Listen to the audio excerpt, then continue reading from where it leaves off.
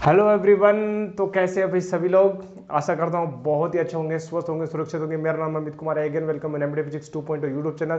तो भाई शुरुआत करते हैं आज इस लेक्चर में वर्क पावर एनर्जी। जैसे हमने हेडिंग पहले ही ऑलरेडी लिख दी है, वर्क पावर एनर्जी क्या होता है, चलिए डिस्कस करते हैं। तो प्यारे दोस्तों, वर्क पावर एनर्जी में हम देखते हैं work and power and energy. तो फिजिक्स में इस चैप्टर को हम डिस्कस करने वाले हैं, फिर इसके कॉन्सेप्ट डिस्कस करने के बाद में हम इसके न्यूमेरिकल्स डिस्कस करेंगे, प्रॉब्लम्स डिस्कस करेंगे। ओके, ठीक है।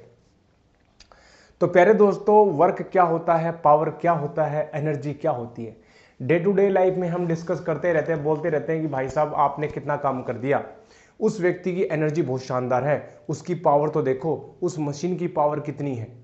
ठीक है, इस अपने पास जो वाटर पंप है, इस वाटर पंप की जो 2 हॉर्स पावर का है, 2 HP का है। ठीक है, मेगावाट में हम डिस्कस करते हैं।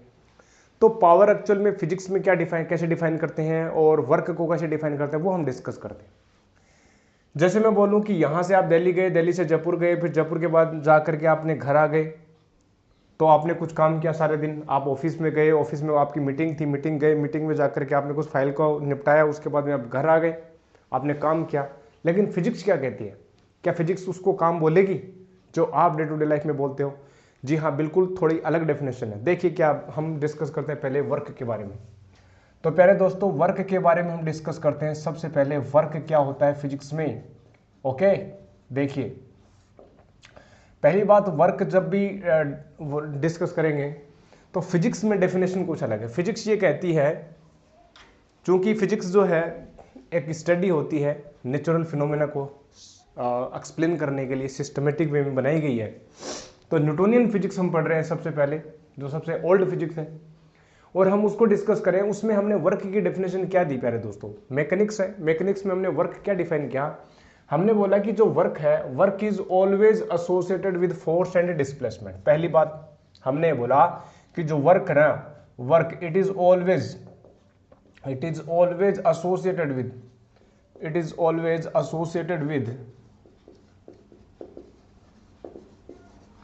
it is always associated with force and displacement। पहली बात। अच्छा जी, कैसे कैसे कैसे होता है फोर्स एंड डिस्प्लेसमेंट? ओके जी, बहुत बढ़िया सर। ओके, तो फोर्स एंड डिस्प्लेसमेंट से एसोसिएटेड होता है। और जब कोई फोर्स किसी बॉडी के ऊपर लगे, फोर्स क्या होता है? पुशिंग या पुलिंग, किसी बॉडी को पुश करना या पुल करना, वही तो होता है फोर्स। अगर किसी बॉडी के ऊपर कोई फोर्स लगे और उस फोर्स ने उस बॉडी में कुछ डिस्प्लेसमेंट करवा दिया, कुछ डिस्टेंस तक उसको मूव करवा दिया, तो हम बोलेंगे कि भाई साहब काम किया गया। वहां पर क्या किया गया है? काम किया गया है। ठीक है, तो कैसे बोलेंगे? If a force F vector, ठीक है ना, applies on any object and gives it a displacement, we say there is a work done, अच्छा जी सर, मैथमेटिकल हम फॉर्मेट में कैसे लिखें? मैथमेटिकली उसको कैसे कंस्ट्रक्ट किया गया, फॉर्मूले को कैसे कंस्ट्रक्ट किया गया? Let me tell you.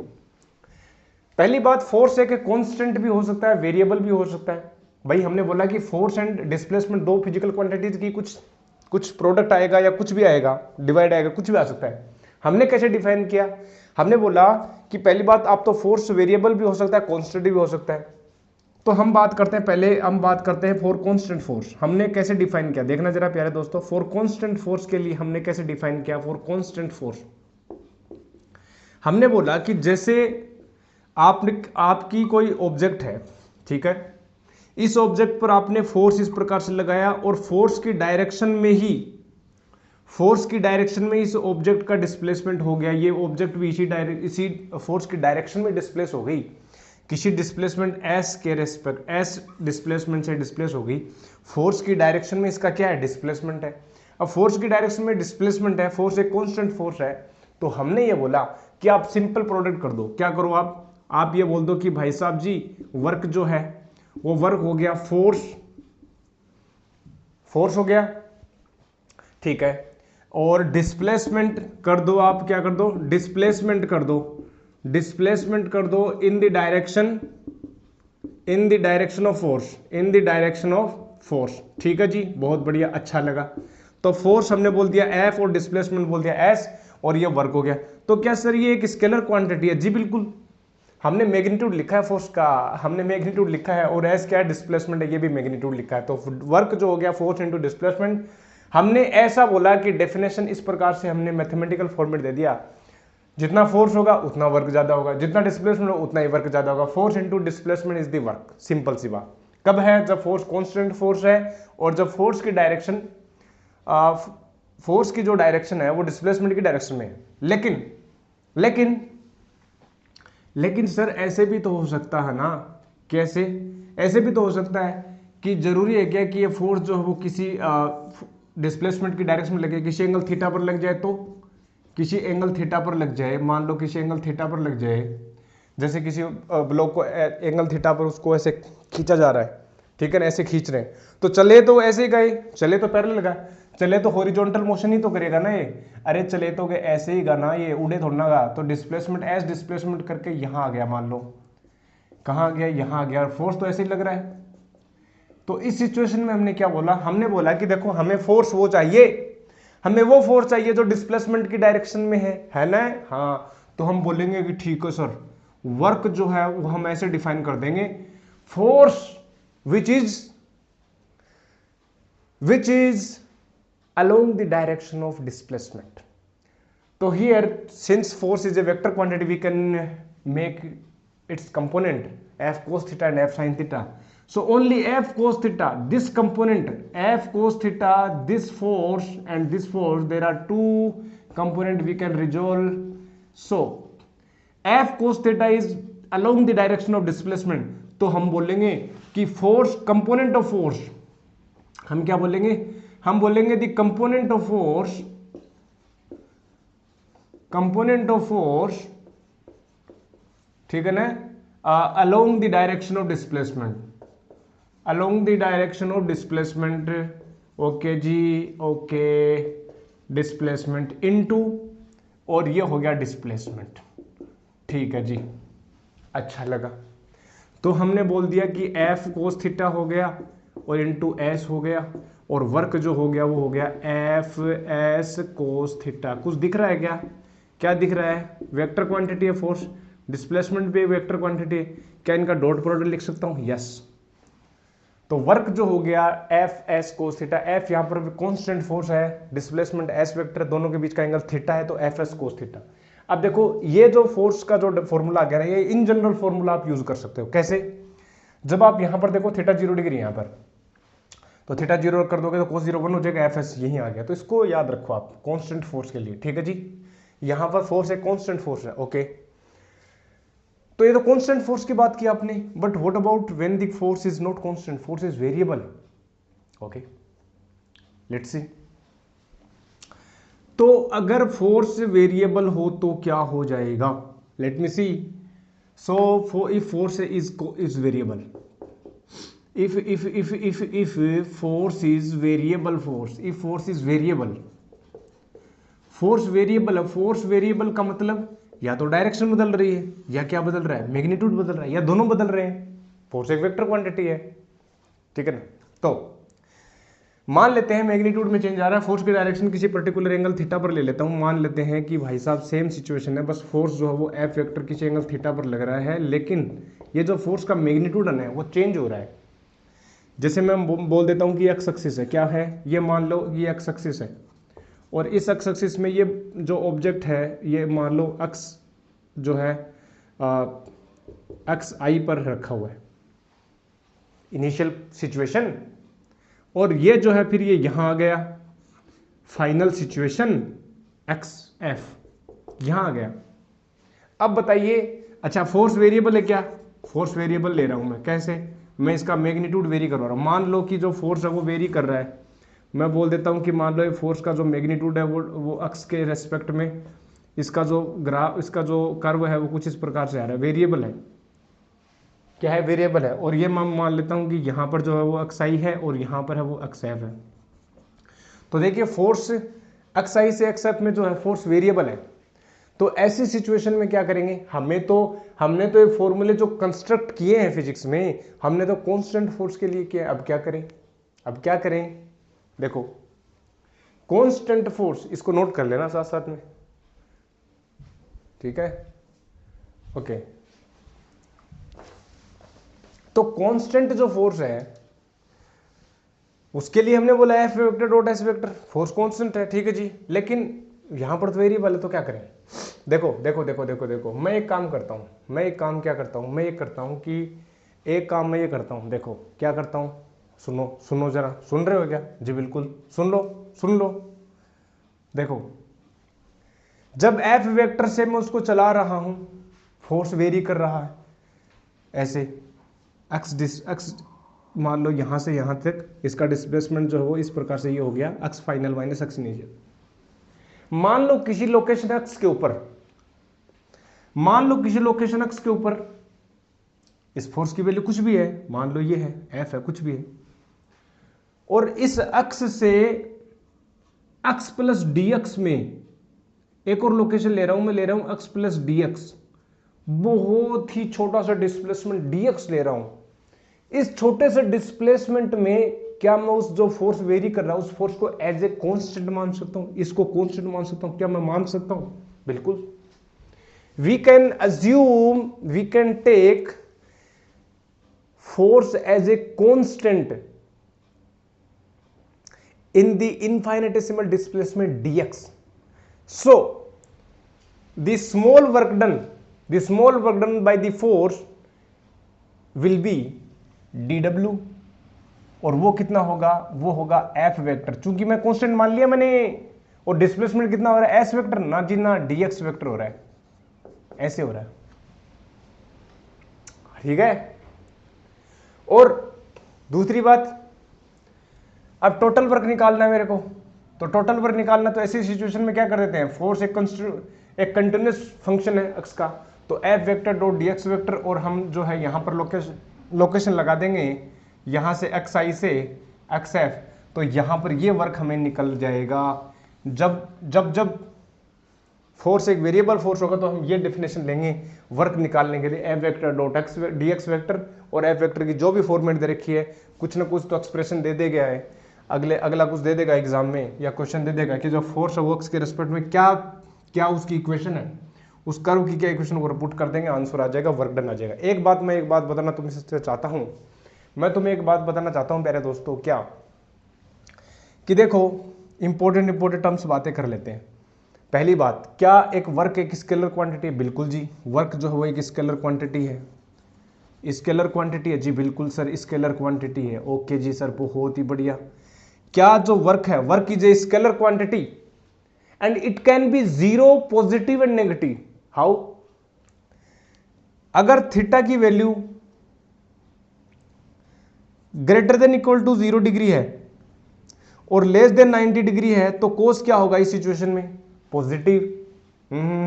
और जब कोस पॉजिटिव होगा तो वर्क भी क्या होगा, पॉजिटिव होगा। और जब थीटा की वैल्यू ग्रेटर देन 90 डिग्री हो और लेस देन 180 डिग्री हो, तो कोस जो है वो नेगेटिव होगा, तो वर्क क्या होगा, नेगेटिव। और जब थीटा 90 डिग्री होना प्यारे दोस्तों, तो वर्क जो है वो जीरो हो जाए, क्योंकि कोस जो वो जीरो होता है। आहा, आया स्वाद। तो वर्क पॉजिटिव, नेगेटिव और जीरो तीनों हो सकता है, स्केलर क्वांटिटी है, पहली बात। एक यहां से मैं एक बात बताना चाहता हूं तुम्हें, स्केलर क्वांटिटी ठीक है, work can be positive negative, ठीक है, F vector dot S vector. दूसरी बात, यहां से मैं एक बात बताना चाहता हूं, देखना जरा, area under the curve F and x, यानी फोर्स एंड डिस्प्लेसमेंट के बीच का जो एरिया होगा वो वर्क को दिखाएगा। मतलब जो एरिया है under the curve F and x, ये जो एरिया होगा ना, ये एरिया एफ और एक्स के बीच में ये जो एरिया होगा वो इसके वर्क को रिप्रेजेंट करेगा। अब ये नीचे भी जा सकता है, तो हम वर्क को नेगेटिव ले लेंगे, टोटल वर्क निकाल देंगे, पॉजिटिव वर्क को पॉजिटिव लिख देंगे, नेगेटिव वर्क को नेगेटिव लिख देंगे, टोटल जोड़ देंगे, क्योंकि वर्क पॉजिटिव नेगेटिव कुछ भी हो सकता है, तो जोड़ देंगे डायरेक्ट, स्केलर क्वांटिटी है, ठीक है। How, how does it represent that the area work is the area under the F and X, because we know that जब जब ऐसी एक्सप्रेशन आती है वाई डी एक्स, तो वाई मान लो कोई एक्स का फंक्शन है, तो वाई डी एक्स क्या रिप्रेजेंट करता है, एरिया, ठीक है ना।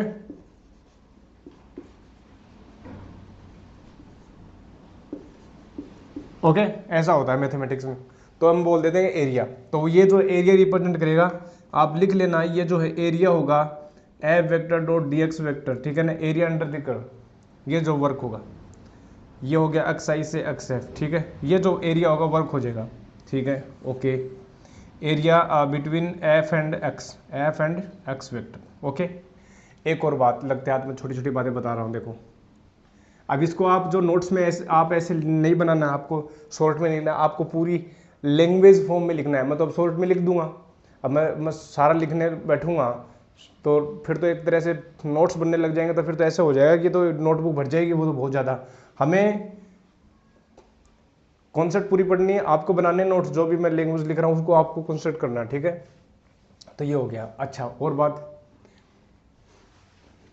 अच्छा एक बात और देखो, जब भी हम ये बोलते हैं कि भाई साहब जी देखो, जब भी हम ये बोलते हैं, क्या बोलते हैं, हम ये बोलते हैं कि देखो कि फोर्स लगा जी, लगा फोर्स, और इस बॉडी ने डिस्प्लेसमेंट कर दिया, तो किसका डिस्प्लेसमेंट मानूं मैं, ठीक है ना, किस पॉइंट का डिस्प्लेसमेंट मानूं, इस पॉइंट का डिस्प्लेसमेंट मानूं या इस पॉइंट का, इस पॉइंट का, इस पॉइंट का, इस पॉइंट का। जैसे मान लो यहां से ये यहां गया, ठीक है ना, तो एक्चुअल में डिस्प्लेसमेंट हम लेते हैं उस पॉइंट का जिस पॉइंट पर फोर्स लग रहा है, मतलब इस पॉइंट का डिस्प्लेसमेंट लेंगे। अब चूंकि ये पॉइंट भी साथ साथ चल रहा है इस ब्लॉक के, तो हम ब्लॉक का डिस्प्लेसमेंट और इस पॉइंट का डिस्प्लेसमेंट एक ही मान लेते हैं। कैसे सर, अरे देखो जी, अरे यहां से यहां आया ना, तो क्या डिस्प्लेसमेंट इसने एस किया जी, बिल्कुल किया। तो क्या इस पॉइंट ने भी एस नहीं किया क्या, हाँ इसने भी किया। क्या इसने भी एस नहीं किया क्या, बिल्कुल किया। तो एक ही मान लेते हैं। दूसरी बात, हम जो पॉइंट ऑब्जेक्ट ले रहे हैं इस सिचुएशन में, ठीक है ना, इसको एज ए पॉइंट ऑब्जेक्ट की ट्रीट कर रहे हैं, तो डिस्प्लेसमेंट सेम होगा। तो बात याद रखना है कि in calculating work done the displacement is taken of that point where the force is applying, where force is applying means we take the displacement of that point of application of the force, ठीक है। तो ये हो गया। Next point हम बातें कर ले। देखो वर्क जो है ना, क्या फ्रेम ऑफ रेफरेंस पर डिपेंड करता है, जी बिल्कुल करता है, ठीक है। तो इंपॉर्टेंट बात है, वर्क जो है depends, work depends on frame of reference, on frame of reference, on frame of reference. कैसे, सिंस डिस्प्लेसमेंट जो है वो फ्रेम पर डिपेंड करता है कि कौन सी फ्रेम में आप वर्क निकाल रहे हो, तो कौन से फ्रेम में आप डिस्प्लेसमेंट निकाल रहे हो, तो वर्क भी क्या होगा, डिपेंड करेगा फ्रेम ऑफ रेफरेंस पर। किस फ्रेम में आप निकाल रहे हो, ग्राउंड फ्रेम में निकाल रहे हो, एक्सीलरेटिंग फ्रेम में निकाल रहे हो, मूविंग फ्रेम में, मतलब अलग अलग फ्रेम में वर्क जो वो अलग अलग हो सकता है, अलग अलग हो सकता है, बिल्कुल हो सकता है, बिल्कुल हो सकता है जी, बिल्कुल हो सकता है, नहीं हो सकता, बिल्कुल हो सकता है, ठीक है। इसको नोट करना एक बार।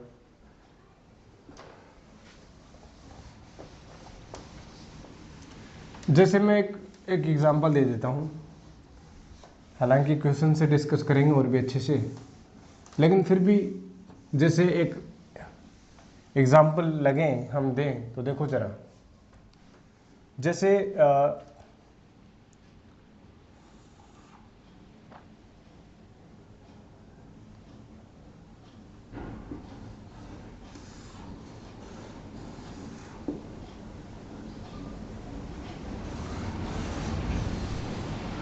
ये मान लो एक गाड़ी है जो 5 मीटर पर सेकंड चल रही है, जो 5 मीटर पर सेकंड चल रही है, ठीक है, 5 मीटर पर सेकंड से चल रही है, और यहाँ पर एक ब्लॉक रखा हुआ है, और यहाँ पर क्या फ्रिक्शन है, यहाँ पर क्या है, फ्रिक्शन है म्यू, यहाँ पर फ्रिक्शन है, ये मान लो 2 kg का है।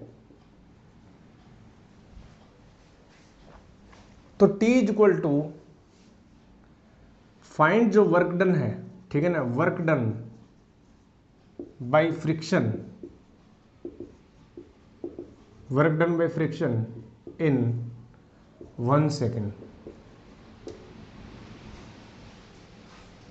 ठीक है, तो देखना जरा। अब पहली बात मैं करता हूं ग्राउंड फ्रेम में।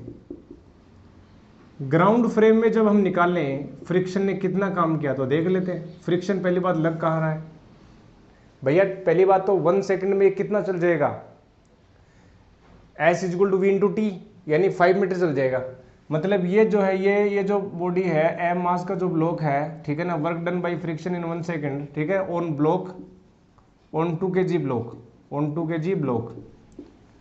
तो ये जो है पहली बात कहाँ चल जाएगा, 5 मीटर चल जाएगा भैया। अच्छा जी, 5 मीटर चल जाएगा, बहुत बढ़िया, 5 मीटर चल जाएगा। और ये एंगल मान लेते हैं अपने पास कितना है, 30 डिग्री है, ठीक है। तो जब 5 मीटर चल जाएगा तो पहली बात फ्रिक्शन कितना लग रहा है यहाँ पर, देखो फ्रिक्शन ऐसे तो लग रहा है जी, हाँ फ्रिक्शन ऐसे लग गया। क्यों, ये नीचे की ओर आना चाहेगा, नीचे की ओर आना चाहेगा, तो नीचे कौन सा फोर्स लग रहा है इसके ऊपर, mg sin थीटा। कितना लग रहा है, mg sin थीटा, यानी ये जो फोर्स लग रहा है वो लग रहा है अपने पास, ये जो फोर्स लग रहा है वो है mg sin थीटा। और यहाँ पर जो अपने पास mg sin थीटा यानी 1/2 यानी हो गया 10 न्यूटन, यानी यही फ्रिक्शन के इक्वल है, क्योंकि फ्रिक्शन ने पकड़ रखा है इसको, नीचे नहीं गिरने दे रहा, और कोई शूडो फोर्स नहीं आएगा क्योंकि कॉन्स्टेंट वेलोसिटी चल रहा है। ये जो जितनी ये जो ट्रॉली है वो 5 मीटर पर सेकंड कॉन्स्टेंट चल रही है, बिल्कुल जी। तो 5 जो है, जो फ्रिक्शन है वो कितना आया अपने पास, फ्रिक्शन 10 न्यूटन आ गया। तो अब मैं बात करूं कि फ्रिक्शन ऐसे लग रहा है, ठीक है, और डिस्प्लेसमेंट ऐसे हो रहा है,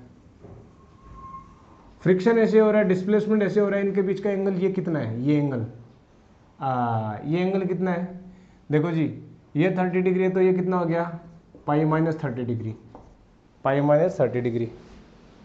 तो वर्क डन जब ग्राउंड फ्रेम में देखेंगे तो ग्राउंड फ्रेम में चल रही है कि नहीं, बिल्कुल चल रही है। कितना चली, 5 मीटर चली।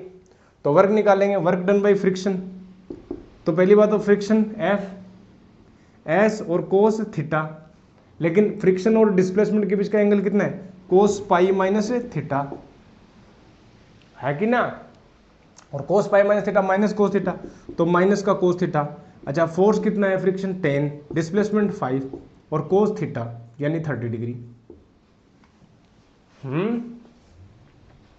ठीक है, तो ये हो गया माइनस का 50 और √3/2 यानी हो गया माइनस का 25 √3। ये वर्क आ गया, वर्क की अपने पास वैल्यू आ गई। अच्छा, वर्क की यूनिट में डिस्कस कर लेता हूँ। यहाँ से देखो, वर्क की यूनिट जो है फोर्स की न्यूटन होती है, ये मीटर होती है, तो न्यूटन मीटर हो गई, 2 न्यूटन मीटर। ठीक है,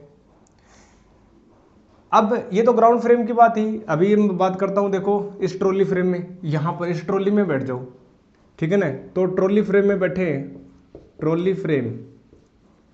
ट्रॉली फ्रेम में अगर मैं बात करूं तो वर्क डन बाय फ्रिक्शन कितना होगा, 0। बताओ कैसे, जब मैं ट्रॉली में बैठ जाऊंगा, जब मैं यहां बैठ जाऊंगा तो मेरे रेस्पेक्ट में क्या चल रहा है, क्या नहीं, रुका हुआ है, डिस्प्लेसमेंट 0 है। डिस्प्लेसमेंट 0 तो फ्रिक्शन ने कितना काम किया, फ्रिक्शन लग रहा होगा, लेकिन डिस्प्लेसमेंट नहीं हो रहा। डिस्प्लेसमेंट नहीं हो रहा तो क्या हो गया, डिस्प्लेसमेंट नहीं हो रहा तो क्या हो गया, वर्क 0 हो गया भैया।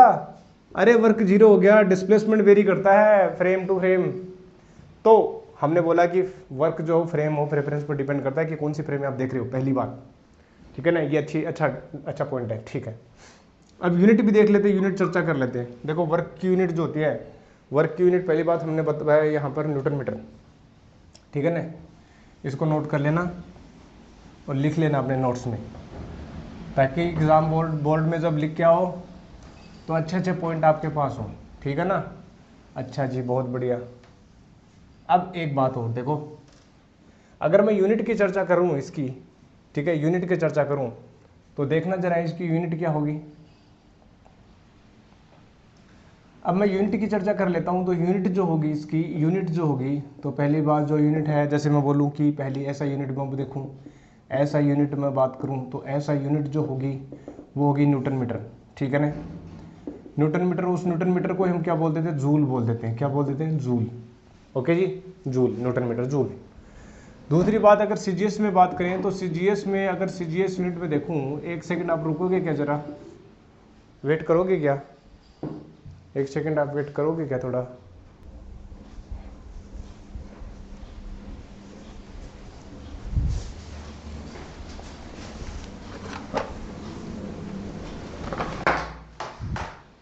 हाँ जी, सीजीएस यूनिट की बात करूं तो ऐसा यूनिट में अपने पास न्यूटन मीटर हो गया, जूल हो गया, ठीक है। नेक्स्ट पॉइंट की चर्चा कर रहे हैं, ये पॉइंट हो गया 3, फोर्थ एंड ये फिफ्थ हो गया, सिक्स्थ। तो यूनिट्स में हम चर्चा करें, सीजीएस यूनिट में हम बात करें, देखो न्यूटन की जगह अपने पास क्या आ जाएगा, डाइन। अरे सीजीएस में डाइन ही तो लिखते हैं, और मीटर को क्या बोल देंगे, सेंटीमीटर, और डाइन सेंटीमीटर क्या बोल देंगे, अर्ग, ठीक है ना। वो वाले अर्ग नहीं जो तुम हवन में देते हो, वो अर्ग की बात नहीं कर रहे, ये अपने पास अर्ग है, सीजीएस में बोलते हैं। अच्छा, इन दोनों में रिलेशन निकाल सकते हो क्या, बिल्कुल। तो रिलेशन निकालना हो तो देखो जरा, 1 जूल जो है, 1 जूल जो वो 1 न्यूटन और 1 मीटर होता है, ठीक है, 1 जूल।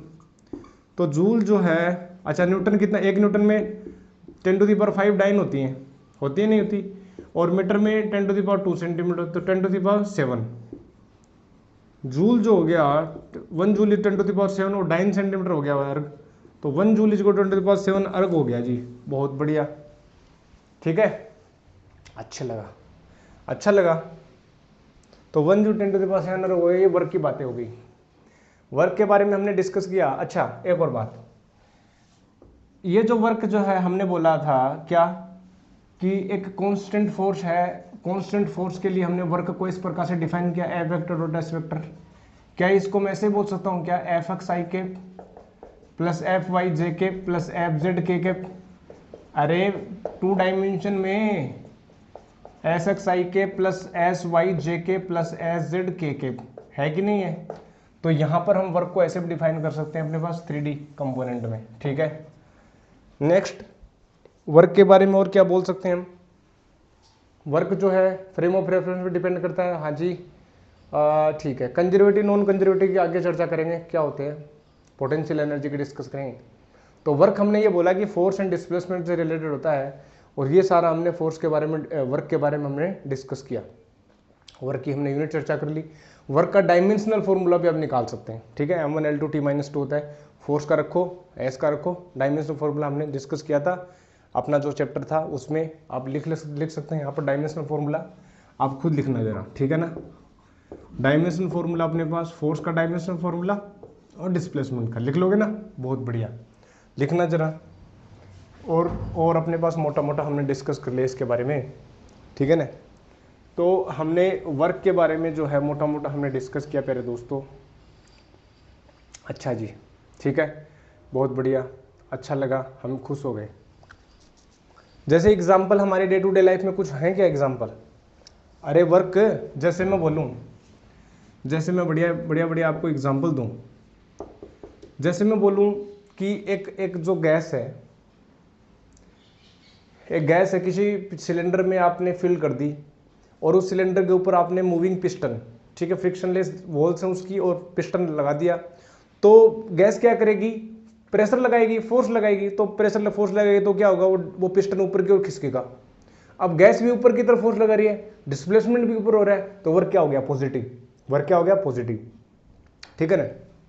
तो एक एग्जांपल हो गया। दूसरी बात, जैसे मैं बोलूं कि अपने आप जो है यहाँ सुबह से अपने घर से निकलना, आप सुबह जाओगे स्कूल में जाओगे, फिर स्कूल में छुट्टी होने के बाद आप बाजार में जाओगे, बाजार में जाकर आप बुक्स वगैरह खरीदोगे, ठीक है, फ्रेंड्स के साथ मिलोगे, फिर आप घर आओगे वापस। आपने कुछ काम किया, फोर्स लगाया कहीं, ठीक है, आपने जो भी एक्टिविटी की उसमें फोर्स लगाया, आपने काम किया, लेकिन जैसे आप घर आए, ठीक है ना, तो आपका डिस्प्लेसमेंट तो जीरो हो गया।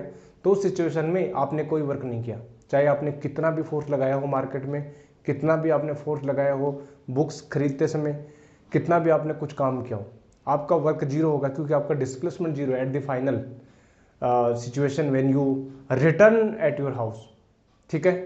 तो यहाँ पर ऐसी सिचुएशन में हम बोल सकते हैं। तो हमने बोला कि पहली बात गैस की सिचुएशन में, ठीक है ना, तो वो अपने पास वो एग्जाम्पल लिख सकते हैं, लिख के बताऊं क्या। जैसे मैं बोलूं कि व्हेन ए गैस ठीक है ना, फिल्ड इन सिलेंडर, आप लिख सकते हैं एग्जाम में ऐसे, फिल्ड इन सिलेंडर, ठीक है, with movable piston, then work done will be positive, then work done by gas will be positive, because क्या होगा, पॉजिटिव क्यों होगा जी, अजी पॉजिटिव क्यों होगा, अरे फोर्स और डिस्प्लेसमेंट एक डायरेक्शन में ना, बिल्कुल जी, because force and displacement of piston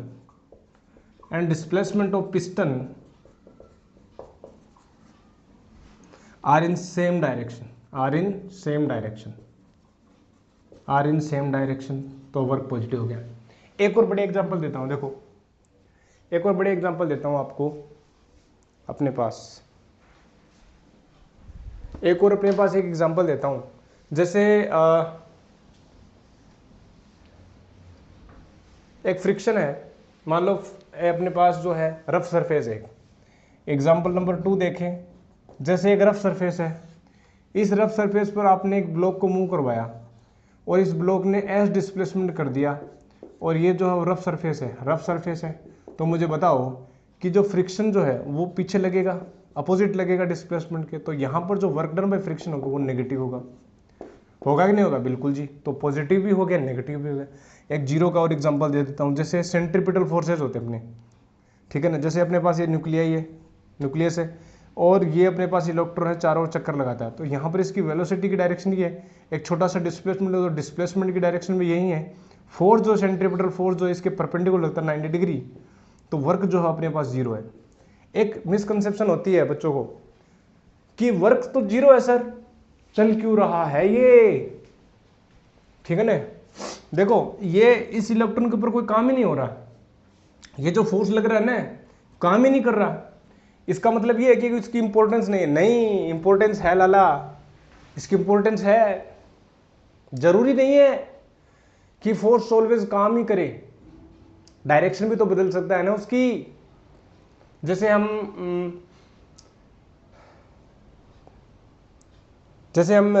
projectile motion में करते हैं, तो उसमें जो है वो फोर्स जो है, हालांकि वो तो परपेंडिकुलर नहीं है, लेकिन वो डायरेक्शन को क्या करता है, डायरेक्शन को चेंज करता है, तो फोर्स डायरेक्शन को चेंज कर रहे हैं यहाँ पर, ठीक है ना। सेंट्रीपिटल जो फोर्सेज होते हैं उनके द्वारा वर्क डन जीरो होता है, कोई वर्क डन जीरो जब होगा तो इसकी काइनेटिक एनर्जी में कोई चेंज नहीं होगा, वो हम अभी डिस्कस करने वाले हैं जब एनर्जी की बात करेंगे। तो इसकी केवल डायरेक्शन चेंज होती है, क्या होती है इसकी, केवल डायरेक्शन चेंज होती है। तो जब डायरेक्शन चेंज होती है, बस इसकी डायरेक्शन चेंज होती है और कुछ काम का है नहीं है, मतलब ये बस ये डायरेक्शन को चेंज कर देगा, काइनेटिक एनर्जी कांस्टेंट रहेगी, वेलोसिटी कांस्टेंट रहेगी, बस घूमता रहेगा, ठीक है। तो इंपॉर्टेंस है, ऐसे मत सोचना कि वर्क जीरो हो गया तो कोई इंपॉर्टेंस नहीं। तो ये सारे एग्जाम्पल कर दिए प्यारे दोस्तों, ये वर्क का जो अपने पास जो कॉन्सेप्ट है वो हमने डिस्कस किया। इससे रिलेटेड जो क्वेश्चन है, इससे रिलेटेड जो भी क्वेश्चन है वो हम जब न्यूमेरिकल डिस्कस करेंगे, प्रॉब्लम डिस्कस करेंगे जेईई से रिलेटेड या नीट से रिलेटेड, वो हम कवर कर लेंगे, ठीक है। तो उसकी कोई चिंता नहीं करनी आपको, क्वेश्चन हम करवा देंगे। अब चलते हैं नेक्स्ट टॉपिक एनर्जी के ऊपर। किसके ऊपर, एनर्जी। ये एनर्जी क्या है, एनर्जी, वर्क एनर्जी। एनर्जी क्या है, हम डे टू डे लाइफ में बोलते हैं कि भाई साहब आपकी एनर्जी बहुत ज़्यादा, आज क्या खा के आए हैं आप, स्कूल में कोई बच्चा शरारती ज़्यादा उछल रहा है, लगता है उसने ज़्यादा एनर्जी का कोई डोज लेके आया है, हम बोलते हैं कि उसकी एनर्जी बहुत ज़्यादा है, हम बोलते हैं उसकी एनर्जी बहुत ज़्यादा है। ये एनर्जी है क्या, कैसे पता करें कि इसमें एनर्जी ज़्यादा है। एक सेकंड वेट करना थोड़ा सा, अभी माया। हाँ, तो एनर्जी हम बातें करते हैं कि एनर्जी क्या चीज़ है, कैसे पता करें sir, what is the measure, how to measure energy that particular body has more energy compare than another body, how to measure. देखिए प्यारे दोस्तों, एनर्जी जब भी हम बात करते हैं कि एनर्जी है, किसी बॉडी में ज़्यादा एनर्जी है, तो जब भी हम एनर्जी की बात करते हैं तो कुछ मोशन की बात तो हो गई ना। हम बोलते हैं कि वो चीज़ हिल ज़्यादा रही है, हम बोलते हैं ना कि ज़्यादा, जैसे फैन जो वो चल रहा है, ठीक है ना, फैन घूम रहा है, तो हम बोलते हैं इसमें एनर्जी है, चल रहा है, कुछ मोशन कर रहा है, ठीक है। क्या एनर्जी ज़रूरी है कि मैटर से रिलेटेड हो। मतलब मैं ये पूछना चाह रहा हूँ कि जैसे जैसे मैं बोलूँ कि एक बॉल है, क्रिकेट बॉल है, उसको उछाल दिया गया है, उसके पास एनर्जी है, बिल्कुल है, काइनेटिक एनर्जी, हम आगे बात करेंगे।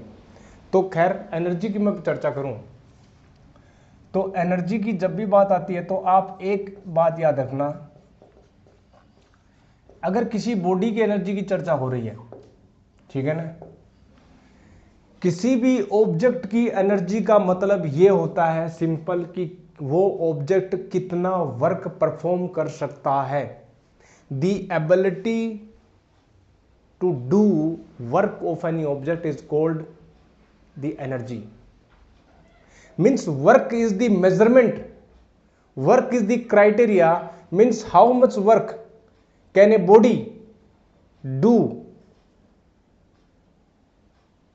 ठीक है, if it has a certain kind of energy. मतलब कितना वर्क कर सकती है। जैसे मैं बोलूं कि एक बॉल है मेरे पास, वो 10 जूल काम कर सकती है, उसका मतलब उसके पास 10 जूल एनर्जी है। सिंपल सा बात ये कहना चाह रहा हूं, ठीक है। मतलब ये है कि वर्क एक क्राइटेरिया है एनर्जी को मेजर करने का, ठीक है ना। तो पहली बात लिख लेते हैं, एक छोटी सी बात, ठीक है ना।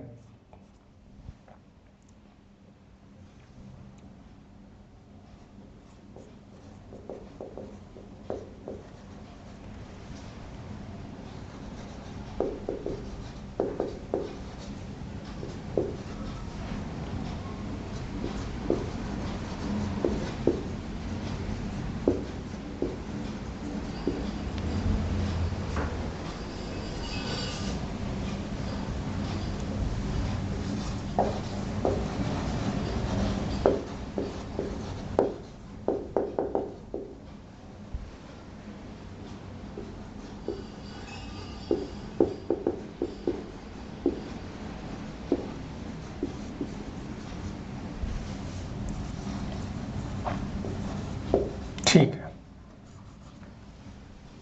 ओके ओके, ठीक है, अच्छा लगा, खुश हो गए, खुश हो गए ना, खुश हो गए।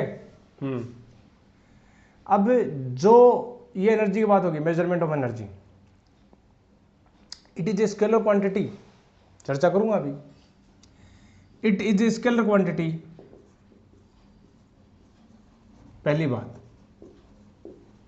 कैसे, अभी बता दूंगा, चिंता क्यों कर रहे हो, बता दूंगा अभी, टेंशन मत लो। It is a scalar quantity, ठीक है। एनर्जी के बहुत सारे फॉर्म होते हैं।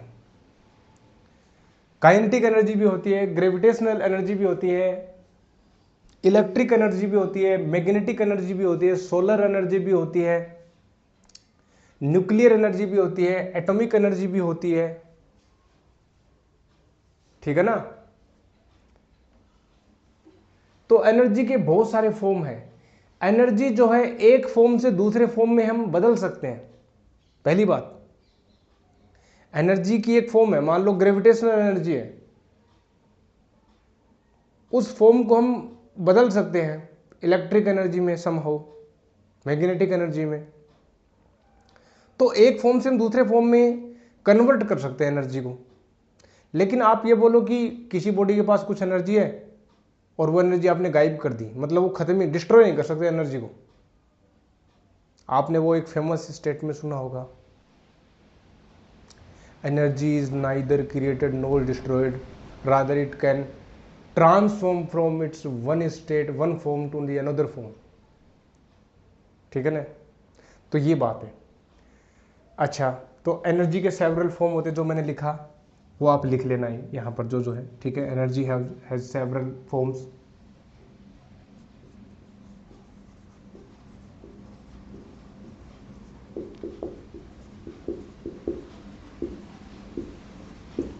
वो आप लिख लेना जो मैंने बोला, ठीक है, ओके, यहाँ पर लिख लेना। ओके, अब आगे चर्चा करते हैं। देखो, एनर्जी हो गया। हम कौन सी एनर्जी की चर्चा करेंगे? हम जो फिजिक्स पढ़ रहे हैं, बच्चों वाली फिजिक्स पढ़ रहे हैं, हम मैकेनिक्स पढ़ रहे हैं, हम न्यूटोनियन फिजिक्स पढ़ रहे हैं, हम 11th फिजिक्स पढ़ रहे हैं, तो उसमें हम पढ़ेंगे मैकेनिकल एनर्जी। क्या पढ़ेंगे? मैकेनिकल एनर्जी पढ़ेंगे। हम चर्चा करेंगे केवल और केवल हमारी लिमिट रहेगी मैकेनिकल एनर्जी के ऊपर। और मैकेनिकल एनर्जी का मतलब ये होता है कि ये जो मैकेनिकल एनर्जी है किसी बॉडी में दो कारणों से आ सकती है। दो कारणों से आ सकती है, या तो वो ऑब्जेक्ट मोशन करे, मूवमेंट करे, स्पीड मतलब उसके पास वेलोसिटी हो, तो या तो मोशन के कारण आए। The mechanical energy, a body can have mechanical energy by the two ways. First, either motion or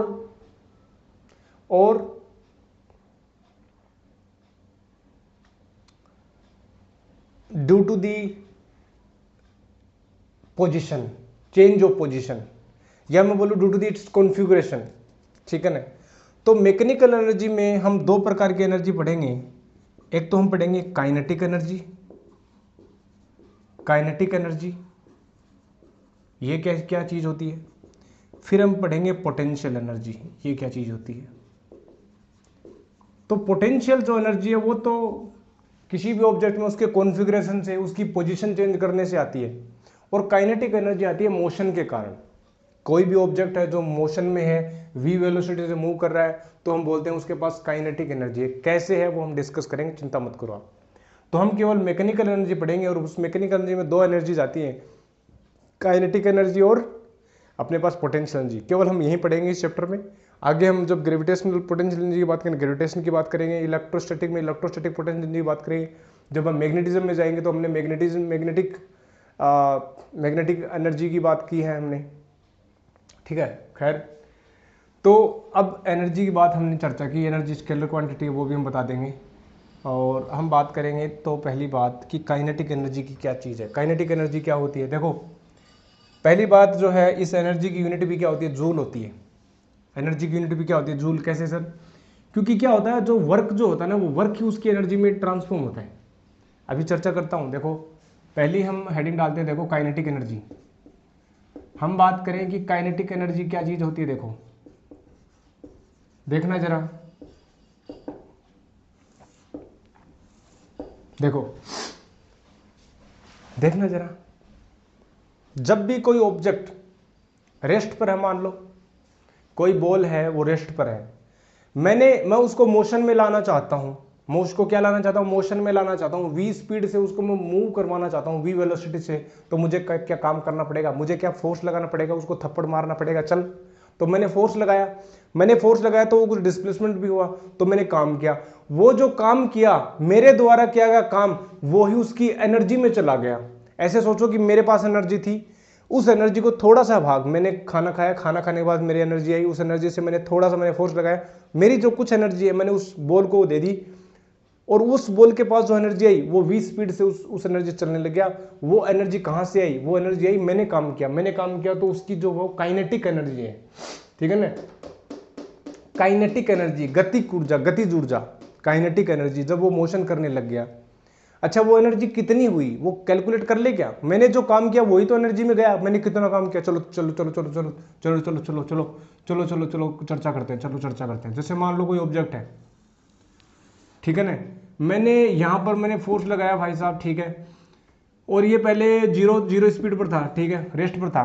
फिर मैंने जो है इसके ऊपर धक्का मारा, मैंने थप्पड़ मारा, इसको फोर्स लगाया, और ये फोर्स लगा करके ये चलने लग गया। इसकी वेलोसिटी यहाँ पर ये हो गई वी मीटर पर सेकंड चलने लग गया। अच्छा जी, बहुत बढ़िया। और किसी डिस्प्लेसमेंट एस तक चला गया। अच्छा, अब ये फोर्स जो मैंने लगाया, जो फोर्स लगाया वो फोर्स कॉन्स्टेंट मान लेते हैं। क्या मान लेते हैं? फर्स्ट अगेन मैं बोल देता हूँ कि मान लो जो फोर्स है वो कांस्टेंट है। फोर्स जो है कांस्टेंट है। जब फोर्स कांस्टेंट होता है तो हम जो फोर्स लगा वो वर्क निकालेंगे, वो निकालेंगे F डॉट S। ठीक है ना? और मान लेता हूँ कि फोर्स और डिस्प्लेसमेंट एक डायरेक्शन में, इजी वे में, इजी करने के लिए तो मैं बोल देता हूँ FS हो गया, ये वर्क हो गया। ठीक है जी, बहुत बढ़िया, अच्छा लगा। अच्छा, तो वर्क F इक्वल टू क्या होता है? MA होता है क्या जी? बिल्कुल, MAS हो गया। अब डिस्प्लेसमेंट निकाल लो, S इक्वल टू, देखो, चूंकि क्या मैं V square minus U square equal to 2AS लगा सकता हूं क्या? बिल्कुल, ये जीरो है इनिशियल वेलोसिटी, तो वी स्क्वायर इक्वल टू हो गया 2AS। ठीक है, तो S इक्वल टू कितना हो गया? V square upon 2A। आया भाई। तो S जब हम लगा लेंगे तो MAS S इक्वल टू हो गया वी स्क्वायर अपॉन 2A यानी ए से कैंसिल आउट हो गया, तो वर्क जो आ गया वो आ गया mv²/2, और यही वर्क उसकी एनर्जी में चला जाएगा, तो यही वर्क जो है प्यारे दोस्तों उसकी काइनेटिक एनर्जी यानी half mv², very very popular formula half mv², कुछ इस प्रकार से हम लिख देते हैं, this is the kinetic energy of the body when it acquires the velocity v from its rest. तो हाफ mv² ये काइनेटिक एनर्जी आ गई। अब देखो ये एक स्केलर क्वांटिटी है, तो हमने बोला कि एनर्जी एक स्केलर क्वांटिटी है। अब पता लगा स्केलर है, बिल्कुल ये v² है, स्केलर है, स्केलर है, ठीक है। क्या मास कभी नेगेटिव हो सकता है? क्या नहीं। क्या वेलोसिटी का स्क्वायर कभी नेगेटिव हो सकता है? जी नहीं। क्या जीरो हो सकता है? वेलोसिटी जीरो हो सकती है। तो काइनेटिक एनर्जी जीरो भी हो सकती है, काइनेटिक एनर्जी पॉजिटिव हो सकती है, लेकिन काइनेटिक एनर्जी कभी नेगेटिव नहीं होगी, काइनेटिक एनर्जी कभी नेगेटिव नहीं होगी। लेकिन हायर फिजिक्स में जब हम क्वांटम फिजिक्स की बात करते हैं वहाँ पर नेगेटिव हो सकती है। मैं नहीं चर्चा करना चाहता अभी, जब हम उस पोर्शन को देखेंगे तब हम डील करेंगे। जब आप ग्रेजुएशन पोस्ट ग्रेजुएशन में हो जाओगे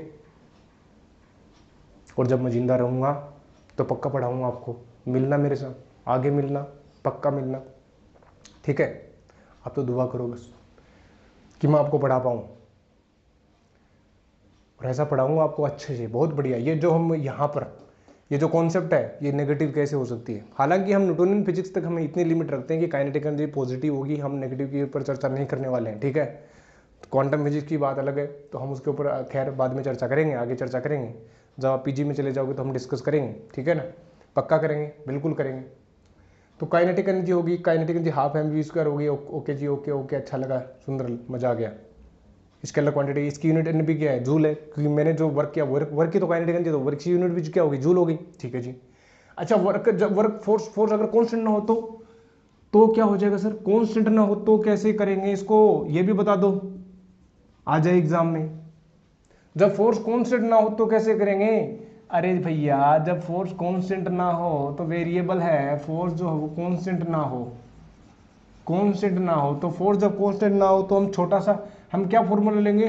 dw=F⃗.ds वेक्टर, है ना। अच्छा जी, और F=ma, यानी ma हो गया अपने पास dv/dt हो गया, और अपने पास ये ds वेक्टर हो गया। एक डायरेक्शन ले लेते हैं तो cos 0 1 हो गया, तो यानी dw हो गया m dv/dt, और ये अपने पास ds हो गया। और dw जो है ds/dt को क्या लिख सकता हूँ? वेलोसिटी, यानी mv dv हो गया। हमें टोटल वर्क निकालना है। टोटल वर्क हमने किया जब वेलोसिटी इनिशियल 0 थी, v तक कर दिया, तो m ये v²/2 हो गया, लोअर लिमिट 0 to v, यानी वर्क जो हमने किया वो हो गया हाफ mv²। इतना वर्क किया, यही वर्क इसकी काइनेटिक एनर्जी में चला जाएगा प्यारे दोस्तों, यानी सेम ही काइनेटिक एनर्जी आ गई। मतलब सीधी सी बात ये है, हाफ mv², जब कोई फोर्स लगेगा, कांस्टेंट लग रहा है, कुछ भी लग रहा है, इनिशियल से जब उसको v वेलोसिटी हमने दे दी तो काइनेटिक एनर्जी उसके पास हाफ mv² आएगी। सिंपल सी बात ही है, ठीक है ना। काइनेटिक एनर्जी हाफ mv² आएगी इसके पास। अच्छा, ओके। और काइनेटिक एनर्जी जो आई अपने पास वो मोशन के कारण आती है। देखो, वेलोसिटी 0 कर दो तो एनर्जी 0, वेलोसिटी 0 कर दो एनर्जी 0। जब आपने फोर्स लगाया लेकिन कोई हिला नहीं तो वेलोसिटी 0, वेलोसिटी 0 तो उसके पास उसकी काइनेटिक एनर्जी भी 0 है। तो सिंपल सी बात है, the energy of any body which exist by the motion of that body, that is called kinetic energy, यानी हाफ mv²। ओके, इसकी यूनिट क्या है? जूल है। एनर्जी की यूनिट क्या होती है? जूल होती है, सीधी सी बात। अच्छा, एनर्जी की बहुत सारी यूनिट्स होती है वैसे, मतलब जैसे मैं बोलूँ कि थर्मोडायनेमिक्स में हम कैलोरी की बात करते हैं, एटॉमिक फिजिक्स में हम इलेक्ट्रॉन वोल्ट में डील करते हैं, ठीक है ना। तो वो होती हैं, चलो लिख लेते हैं, उसकी भी हम चर्चा कर लेते हैं, नोट लगा करके छोटी छोटी बातें आगे जब हम डिस्कस करेंगे, साथ लगते हाथ हम कर लेते हैं। देखो, जैसे मैं बोलूँ कि कुछ बातें, तो इसकी जो यूनिट है वो जूल है। इसकी यूनिट क्या है? जूल है जी। इसकी यूनिट क्या है? जूल है जी, बिल्कुल जी, जूल है। और 1 जूल जो होता है वो 10⁷ अर्ग होता है जी, बिल्कुल 10⁷ अर्ग। तो अर्ग भी होती है क्या? बिल्कुल अर्ग भी होती है इसकी यूनिट। दूसरी बात, कैलोरी, हाँ जी 1 कैलोरी 4.18 जूल होती है। जब हम बात करेंगे थर्मोडायनेमिक्स में तो कैलोरीज की हम चर्चा करें, कितनी कैलोरीज उसको हीट दी गई। हीट भी एक एनर्जी होती है, हीट एनर्जी, जो हम डिस्कस करेंगे। अच्छा इलेक्ट्रॉन वोल्ट, 1 इलेक्ट्रॉन वोल्ट जो होता है 1.6 × 10⁻⁹ जूल होता है। जब एक इलेक्ट्रॉन को 1 वोल्ट से जब उसको एक्सीलरेट करवा दिया जाए तो उसके पास जो एनर्जी आती है, जो काइनेटिक एनर्जी आती है, उसको हम बोलते हैं 1 इलेक्ट्रॉन वोल्ट, और वो उसके इक्वल होती है। तो इलेक्ट्रॉन वोल्ट भी एक यूनिट होती है। अच्छा जी, किलोवाट आवर जिसको 1 यूनिट भी बोलते हैं, 1 किलोवाट आवर जिसको 1 यूनिट भी बोलते हैं प्यारे दोस्तों, क्या ये भी एक यूनिट होती है? 3.6 × 10⁻⁶ जूल, ये भी जूल, सब जूल ही जूल, तो ये भी एक यूनिट होती है। 1 यूनिट बोलते हैं। हमारे घरों में जो मीटर में जो रीडिंग आती है ना, 1 यूनिट निकल गई, उसका मतलब क्या होता है? 1 किलोवाट पावर का कोई अप्लायंस जब 1 घंटे के लिए काम करे तो कितनी एनर्जी को कंज्यूम करता है, या डिसिपेट करता है, या वर्क करता है, तो वो उसकी उस 1 यूनिट के इक्वल होता है, दैट इज 3.6 × 10⁻⁶ जूल। ठीक है ना, ये अपने पास उसकी यूनिट्स में हो गई। ये अपने पास काइनेटिक एनर्जी हो गई मोटा मोटा। जैसे मैं बोलूँ कि एक पत्थर है, उस पत्थर को मैंने फेंका,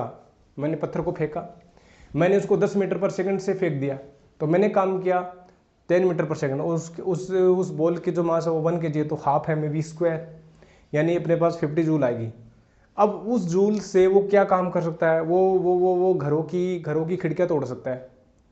जैसे ही वो किसी खिड़की से टकराएगा वो रेस्ट पर आ जाएगा, लेकिन खिड़की टूट जाएगी। मतलब काम कर दिया भाई साहब, काम है उसने कर दिया, काम कर दिया, वर्क कर दिया, उसने टकरा के उसने अपनी एनर्जी को ट्रांसफर कर दिया, उसने पत्थर को तोड़ दिया। ठीक है, तो काम तो कर दिया। तो एनर्जी काम कर सकती है, बिल्कुल कर सकती है। तो हमने बोला कि ability to do work, energy is ability to do work, तो हमने काम कर दिया। ओके जी, अच्छा, तो ये काइनेटिक एनर्जी की हमने चर्चा की। ओके, अच्छा, ओ, अब पोटेंशियल एनर्जी की हम चर्चा करेंगे, लेकिन क्या वो चर्चा आज करेंगे? क्या चर्चा वो आज करेंगे? नहीं, आज नहीं करेंगे, कल करेंगे। लेकिन एक बात मुझे लगते आते कि आपको बतानी पड़ेगी, अदरवाइज मेरे को नींद नहीं आएगी। मैं बता देता हूँ आपको वो बात। देखो क्या है पहली बात,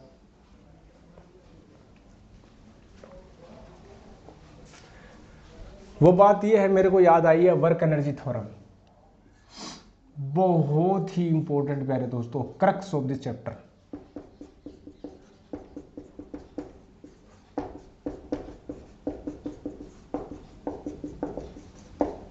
वर्क एनर्जी थ्योरम, देखो क्या होता है, सीधी सी बात बता रहा हूं, एक बार बोलूंगा जल्दी से झटके से याद कर लेना। देखो क्या होता है, मान लो कोई बॉडी है, जिस बॉडी के ऊपर टोटल जितने भी फोर्स लग रहे हैं, उन फोर्स टोटल का जो सम है वो F आया, और उस फोर्स ने कुछ काम किया, उस फोर्स ने उसने काम कर दिया, और उस फोर्स ने काम कर दिया, उस फोर्स ने काम कर दिया, उसने डिस्प्लेसमेंट S दे दिया। ठीक है, अब मान लो उस फोर्स ने जो काम किया, यहां पर इसकी वेलोसिटी, वो जो फोर्स है, ठीक है ना, फोर्स है तो एक्सेलरेशन तो वेलोसिटी चेंज होगी कि नहीं होगी? बिल्कुल होगी। मान लो यहां पर वेलोसिटी जो वो u मीटर पर सेकंड है, और यहां पर इसकी वेलोसिटी क्या आ गई? v मीटर पर सेकंड आ गई कि नहीं आ गई? बिल्कुल आ गई।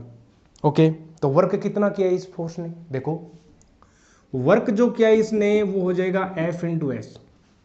थीटा 0 डिग्री ले लेते हैं इजी के लिए, सब सिंप्लीफिकेशन के लिए, तो FS cos 0 1 हो गया। तो ठीक है जी, बहुत बढ़िया, अच्छा लगा, खुश हो गए। MA और S हो गया, ठीक है, अच्छा लगा, और M, ठीक है ना। अब कांस्टेंट ले रहा हूं मैं, फोर्स क्या ले लेता हूं? कांस्टेंट ले लेता हूं, ठीक है जी, कांस्टेंट फोर्स है। तो A, अच्छा S कैसे निकालें? v² - u² = 2as, यहाँ से s कितना आ जाएगा? s = 1/2a v² - u²। ठीक है, तो यहाँ से वो जो वर्क निकलाना है वो जाएगा 1/2 v² - u², प्यारे दोस्तों। और ये जो वर्क है वो हो जाएगा ½ m v² - का ½ m u²। ये तो यहाँ पर काइनेटिक एनर्जी है, और ये फाइनल काइनेटिक एनर्जी है, के फाइनल माइनस के इनिशियल, यानी work done by the net force. ठीक है ना, the work done by the net force मतलब मैं ये कहना चाहता हूँ कि ये इक्वेशन क्या रिप्रेजेंट करना चाहती है, ये इक्वेशन रिप्रेजेंट करना चाहती है the work done by the net forces, the work done by the net forces is equal to the change of the kinetic energy of that body. Work done by the net forces is equal to the change of the kinetic energy of that body. ये अपने पास crux है इस chapter का, बहुत ही important. मतलब किसी body के ऊपर टोटल जो फोर्सेज है, उन्होंने जो भी काम किया, टोटल वर्क हम निकाल लेंगे, उस वर्क को हम उसकी चेंज इन काइनेटिक एनर्जी, पहले काइनेटिक एनर्जी कितनी थी, बाद में काइनेटिक एनर्जी कितनी है, दोनों को सेपरेट करके वर्क इक्वल कर देंगे, आंसर आ जाएगा अपना। लेकिन अगर फोर्स वेरिएबल हो तो कोई बात नहीं है, वेरिएबल हो तो कोई बात नहीं है। D W equal to F D S, ये कर लेंगे formula. D W equal to F M A D V upon D T, D V upon D T, D S upon D T, V हो गया। Same to same वही derivation है। Total work हमें निकालना है, टोटल वर्क हमें निकालना है, डब्ल्यू हो जाएगा एम वी डी वी और initial velocity U, final velocity V है, यानी वर्क जो हो जाएगा वो 1/2 M V square minus 1/2 M U square. Same to same ही रिजल्ट आया, यानी work done by the all force is equal to change in its kinetic energy, this is equal to the work energy theorem. ये मुझे बताना था, अब मैं जाकर आराम से सो सकता हूँ, ठीक है। तो ये वर्क एनर्जी थ्योरम ये कहती है कि कोई भी बॉडी है जिसके ऊपर टोटल फोर्सेज लगने हैं, उन फोर्सेज का जो है वर्क जो होगा वो होगा change in its kinetic energy, change in its kinetic energy, ठीक है। ये वर्क एनर्जी थ्योरम बहुत इंपॉर्टेंट है। ये वर्क एनर्जी थ्योरम है किसी भी फ्रेम में लगा सकते हैं। जब आप नॉन इनर्शियल फ्रेम में लगाओगे तो आपको शैडो फोर्स को इंक्लूड कर लेना है। सिंपल में कर रहे हो तो सिंपल करो विदाउट शैडो फोर्स, ठीक है ना। ग्राउंड फ्रेम में कर रहे हो, नॉन एक्सीलरेटिंग में कर रहे हो तो सिंपल आप कहीं पर भी लगा सकते हैं, ठीक है ना। सभी फोर्सेज के लिए लागू है, कोई भी फोर्सेज हो।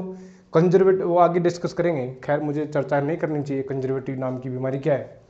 मैं तुम्हें ये कहना चाहता हूँ कि कोई भी प्रकार का फोर्स हो, चाहे फ्रिक्शन हो, ठीक है, ग्रेविटेशनल हो, कॉन्टैक्ट हो, व्हाटएवर, तो उन सब के लिए वर्क एनर्जी थ्योरम लगा सकते हैं, बशर्ते आप जो है न्यूटोनियन फिजिक्स में हो, न्यूटोनियन फिजिक्स में आप खेल रहे हो, ठीक है ना। तो वर्क एनर्जी थ्योरम है अपने पास, ये हो गई। और मोटा मोटा हमने डिस्कस कर लिया वर्क एनर्जी थ्योरम, ठीक है ना। और ये हमने डिस्कस भी कर ली, वर्क एनर्जी थ्योरम हमने डिस्कस कर लिया और अपने पास काम बन गया। क्या बन गया? काम बन गया, काइनेटिक एनर्जी। एक और बात एक चर्चा कर लेता हूं, देखो मेरे ध्यान में आई बात। काइनेटिक एनर्जी जो किसी भी बॉडी की होती है वो होती है हाफ एम वी स्क्वायर। जब उसके पास एम मास के पास उसकी वेलोसिटी वी है तो half M V square kinetic energy होती है। याद करो मोमेंटम क्या होता है, लीनियर मोमेंटम होता है, P is equal to M V. तो काइनेटिक एनर्जी जो मैं बात करूं, देखो 1/2, ठीक है ना। अगर मैं m से ऊपर नीचे मल्टीप्लाई कर दूं, यानी M V square U square upon M, और यहाँ पर मैं पी स्क्वायर अपॉन 2m लिख सकता हूँ। यानी काइनेटिक एनर्जी और मोमेंटम में एक अच्छा रिलेशन आ गया, kinetic energy equal to P square by 2m, और मोमेंटम लीनियर मोमेंटम जो हो जाएगा वो हो जाएगा √2m के। ये अपने पास मुझे बताना था, लीनियर मोमेंटम और काइनेटिक एनर्जी में relation P equal to √2m के आ गया। ये काइनेटिक एनर्जी हमने डिस्कस किया, हमने एनर्जी को बताया, हमने वर्क को बताया। अब हम नेक्स्ट लेक्चर में हम बातें करेंगे पोटेंशियल एनर्जी के, बहुत ही इंपॉर्टेंट है। क्या होती है पोटेंशियल एनर्जी हम डिस्कस करेंगे, वहीं पर ही आपको डिस्कस करेंगे अब कंजर्वेटिव फोर्सेज क्या होते हैं, नॉन कंजर्वेटिव फोर्सेज क्या होते हैं, फिर इक्विलिब्रियम की कंडीशन हम डिस्कस करेंगे, फिर उसके बाद में पावर डिस्कस करेंगे, उसके बाद में हम चलेंगे कोलिजन के ऊपर और ये चैप्टर खत्म हो जाएगा। और फिर हम प्यारे प्यारे इसके क्वेश्चन कर लेंगे, फिर इस चैप्टर को भी कंप्लीट कर देंगे। ऐसे हम 11वीं फिजिक्स को सारी को समेट लेंगे, ठीक है। तो चलिए प्यारे दोस्तों, मैं मिलता हूँ आपको नेक्स्ट लेक्चर में। तब तक के लिए stay healthy, stay happy and keep taking healthy food. I will meet you next lecture. Thank you very much.